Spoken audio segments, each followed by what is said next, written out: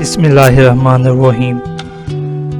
Japan के अजीम जंगजू Nobunaga ने दुश्मन की फौज से लड़ने का फैसला किया, जबकि उसकी फौज दुश्मन की फौज का 10वां हिस्सा थी। वो जानता था कि वो जीत जाएगा, मगर उसके फौजी शक में थे और डरे हुए भी।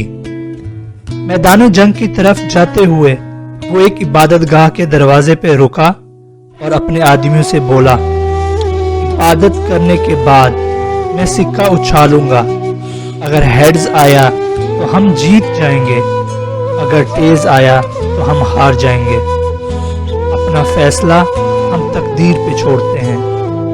नोबुनागा इबादतगाह में दाखिल हुआ और खामोशी से इबादत मुकम्मल की। थोड़ी देर बाद वो वापस आया, सिक्का उछाला और हेड्स आ गया। उसके साथी जोश से आगे बढ़े और जंग आसानी से जीत गए।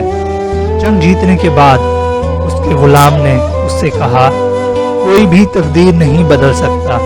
नोबुनागा ने जवाब दिया, वाकई कोई नहीं बदल सकता। उसने सिक्का अपने गुलाम को दिखाया जिसके दोनों तरफ हेड्स था। दोस्तों, हमारी जिंदगी का भी यही मामला है। ये बात सही है कि आपकी जिंदगी आपकी किस्मत पे मुनहसिर है, और दूसरी तरफ आपकी किस्मत आपके अपने हाथ में है। बस अपनी किस्मत खुद बनाएं। वो कहानी लिखें जो आप अपनी जिंदगी में चाहते हैं।